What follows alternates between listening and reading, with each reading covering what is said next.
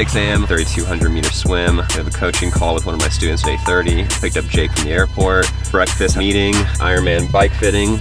We got a coaching call with Taylor. Heading over to Dane's house, lit with prayer, to do a podcast. Gonna drop Jake off the airport. 45-minute run later tonight. And that's a wrap. Let's get it, baby. Let's go.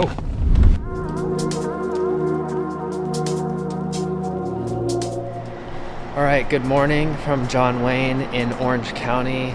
I'm headed into the terminal now because we got a flight to catch.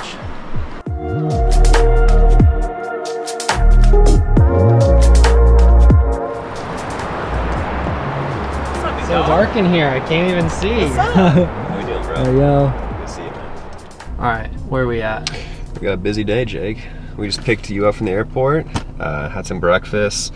We're at Psychologic, which is one of the top fitters in the world for Ironman. We're gonna get an Ironman fit for my bike. So we got the bike in the back. We got then a call with Taylor Welch at 1 p.m. to go over coaching offer and some business deals. And then we're heading over to Dane's house, lit with prayer, to do a podcast. So we got a stacked day. So the goal is, let's control all your contact point interaction. Let's figure out where the performance opportunities are. Good biomechanics, we get good aerodynamics, optimize your saddle pressure interaction, and we try not to create new issues.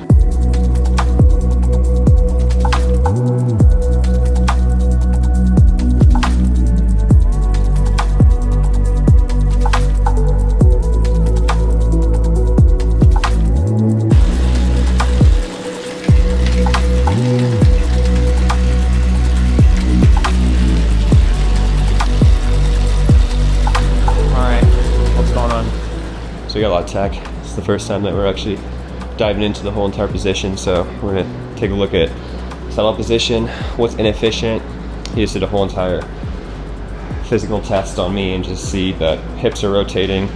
Left leg is definitely stronger than right because of basketball of the years.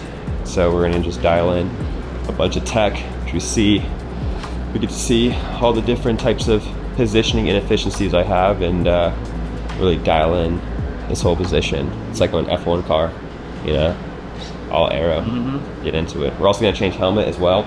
So we brought two of the aero helmets that we have, and he's going to tell me which one is more efficient or recommend a faster one. So yeah, a lot of cool stuff that we're going to dial in and get going.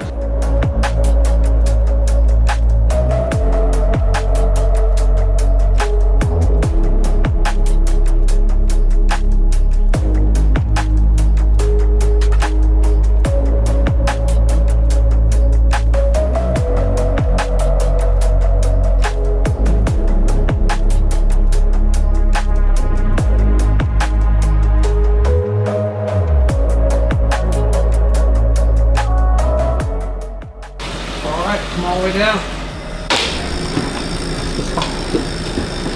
The big first thing is left-hand side of you not having the same interaction as right-hand side. You're missing a whole contact point on that left-hand side of the saddle. Posterior superior iliac spine, you can see on that right side, that's sitting so much lower than your left. And if we were to take a straight line up from the center of the saddle and say that's about there, you can see that you're about an inch off the right side of the saddle. So that's the contact point. Now let's work on your biomechanics. So the first thing that kind of jumps out at me here is scapula on both sides is waning as high. Now there's some opportunities here, obviously, that airflow coming off your head, so you can see our lovely masking tape we put on here to make the helmet visible. So what we really are going to focus on today is getting a little bit more aerodynamics out of your head, and then we're going to focus on making that pelvis much happier, getting you in the center of the bike and making sure that works really well. Love it.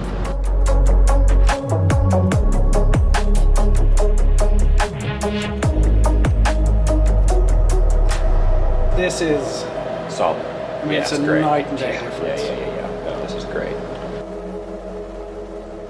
Look, we're about to do a shoot right now. Look at that, dude. Dude, we're in it. I love it. Say what's up, bro. I love it. What's up, big dog? How we doing? I've ran an agency out here since 2017. That thing runs itself. I spend like an hour a day like on that, if that. So that's kind of its own thing. And I've had multiple people just be like, hey, can you coach me? So this is like the last like 3 months. I'm now saving these people like $10,000 to $15,000 a month in just expense bleed, employee bleed, expense bleed, like not even doing new offers, not even doing those things. Start the VSL right now. 3, 2, 1, go.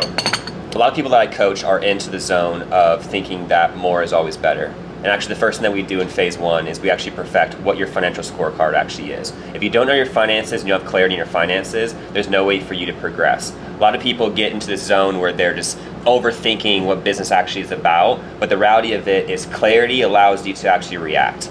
If you're a sports guy, you understand you can't coach a team if you don't know the scoreboard. If you're understanding that if you're up by 30 points, then you have to do a different tactic than if you're down by 30 points. Once you have clarity in where you can go, then you can actually make the foundation within it. If the foundation is set, now we can move on to the next phase, which that's how we save my clients up to $15,000 to $20,000 a month with that simple tactic alone. If we're thinking, Great. This vibe feels good. You go right into phase 1, epic. Yeah. It's just like phase 1, and people are like, what the hell is phase 1? But you're explaining it, so it's good. Mm-hmm. The only thing I would attach at the end, I love the sports analogy. Most of you guys are actually, you're down by 30 points and you're playing as if the game is tied and you're going to lose the game. Or you're up by 30 points and you're hustling as if you're down by 10 and you're not going to be able to maximize every moment. let me know what else you guys need if you need anything else. I'll film the VSL this week and get that over to you guys too. So we'll go from there. All right, bro. All right, big dog. We'll see you. Bye.